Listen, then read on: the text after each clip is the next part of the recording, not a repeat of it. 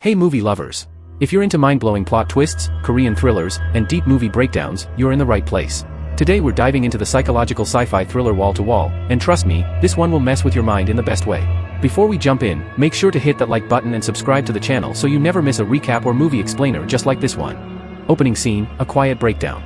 The movie opens in a dimly lit apartment complex, where Hae-jin, Lee Ju-young, a woman in her early 30s, lives alone. Her apartment is sparse, reflecting her internal emptiness. From the first frame, the film uses minimal dialogue and ambient noise to immerse us in her mental isolation. We learn through glimpses, photos, flashbacks, and muted phone calls, that Hae-jin recently lost her younger sister, Ji-eun. The circumstances are unclear, but it's heavily implied that Ji-eun took her own life, perhaps due to bullying or abuse, possibly involving someone in their building. Trapped by the walls. Hae-jin's day-to-day life is hauntingly repetitive. The film places a strong focus on walls, literal and metaphorical. She works remotely, barely speaks, and seems increasingly paranoid. Every sound through the thin apartment walls feels amplified: arguments, footsteps, banging, reminders of the people around her, and the loss she carries. The tension builds as Hae-jin begins to suspect that one of her neighbors might have played a role in Ji-eun's death. A man in his 40s, Mr. Choi, Kim Min-jae, becomes the focal point of her growing suspicion. She starts obsessively recording the noises from his apartment, keeping logs, and even trying to spy through the air vents. The spiral of grief. Through well-timed flashbacks, we see Ji-eun was a bright, creative student, but she had confided in Hae-jin about disturbing experiences. Hae-jin, caught in her own stress and financial problems, didn't listen enough, something she now deeply regrets. Her guilt manifests in hallucinations. She starts seeing Ji-eun's silhouette behind walls, whispering. She stops eating and begins plastering newspaper and foam insulation across the walls to muffle the sounds. Symbolically, these walls become barriers between her and the world, and also her prison. The breaking point. After a particularly violent night of noise, Hae-jin believes she hears someone being harmed in Mr. Choi's unit. She calls the police, but they dismiss it as a misunderstanding. The gaslighting from authorities and neighbors intensifies her breakdown. In one of the film's most powerful scenes, Hae-jin tears down a shared wall in a fit of rage, only to find nothing but insulation and concrete. The enemy she thought lived next door may have only existed in her head. But was it all in her head? The film doesn't give us an easy answer. Final scene, ambiguity and silence. The movie ends with Hae-jin sitting in her stripped apartment, surrounded by debris, finally looking at her sister's last video, a silent piece of performance art titled Wall to Wall. Ji-eun is seen touching invisible walls, miming entrapment, and walking in circles. Hae-jin finally cries. Quick pause, if you're still watching and loving this breakdown so far, go ahead and smash that like button to help more movie fans find this video. And let me know in the comments, what would you do if you started having visions like Soo-jin? Alright, let's get back to the twists. As the camera pans out, we hear muffled sobs from the next unit, suggesting someone else is suffering too. The wall remains, but so does the connection. Isolation versus connection. The wall is a symbol of grief, guilt, and emotional disconnection. Guilt and paranoia. Hae-jin's descent into obsession reflects untreated trauma and the need for accountability. Mental health. The film explores how grief, if left unprocessed, can distort reality. Ambiguity. Is Mr. Choi guilty? Was there abuse? Or did Hae-jin invent it to give her guilt a target? Wall to Wall is a heavy, introspective film that doesn't handhold the viewer. Its pacing is slow but intentional, and it rewards those who pay attention to details, like shadows, background sounds, and character expressions. It's not just about what happened to Ji-eun, it's about what silence can do to a person over time. Hae-jin is not your typical protagonist.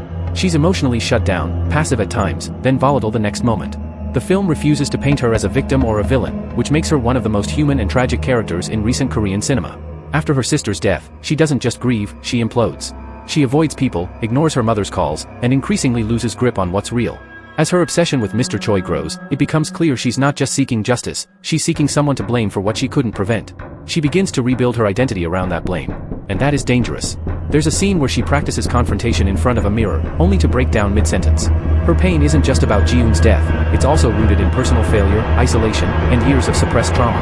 Walls in this film are not just physical, they represent emotional blockades. Hae-jin refuses to let anyone in, literally and metaphorically. Social structures, the silence of neighbors, the inaction of police, everyone stays within their own walls.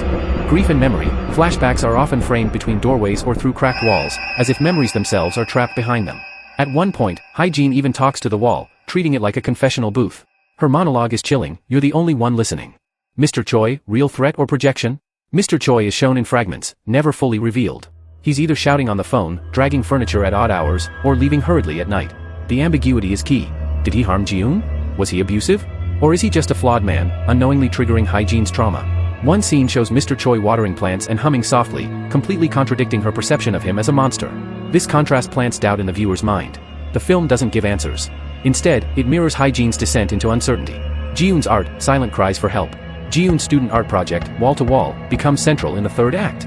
Her performance, trapped in an invisible cage, eyes full of pain, was more than symbolic. It was a direct expression of trauma, ignored by teachers and family alike. The film criticizes how art is often celebrated aesthetically but misunderstood emotionally. Hygiene only watches the piece fully after everything falls apart. Too late. Social commentary, a culture of silence. Wall to Wall reflects issues common in Korean society, but also globally. Mental health stigma, no one encourages Hygiene to get help.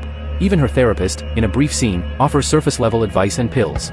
Victim blaming, there are whispers in the building suggesting Ji-eun was too sensitive. The bystander effect, neighbors hear but don't act. Authorities acknowledge Hygiene's concerns, but don't intervene until she damages property. It's a critique of how society watches suffering behind walls, and does nothing. Ending interpretation, the scream behind the wall. In the last seconds of the film, after Hygiene finally breaks down, there's a faint sobbing sound from the adjacent apartment. It's unclear who it is. A woman? A child? Mr. Choi? The sound is uncanny, and it leaves viewers with one question. Was Hygiene just the first person to collapse, or the only one brave enough to listen? Visual style, claustrophobic and haunting. The cinematography uses muted color grading, mostly gray, pale blue, dull green, to reinforce mood. Shallow focus to isolate Hygiene in crowded shots. Long, uncut scenes to emphasize time dragging and her spiraling mind. Even the sound design is deliberate. Every creak, thump, and whisper matters. It builds tension without needing jump scares. Overall message. Wall to Wall isn't about uncovering a criminal truth, it's about the invisible prisons people build inside themselves, and how grief can turn walls into mirrors of regret. The film asks us to look inward. Who have we ignored? Whose silent pain have we mistaken for strength? What walls have we built around our own empathy? And there you have it, the full story and deeper meaning behind Wall to Wall. If this blew your mind like it did mine, go ahead and subscribe for more epic movie recaps, K-thriller breakdowns, and hidden twist explainers every single week. Don't forget to like, share, and drop a comment with what movie you want me to cover next. Until then, stay curious, and stay watching.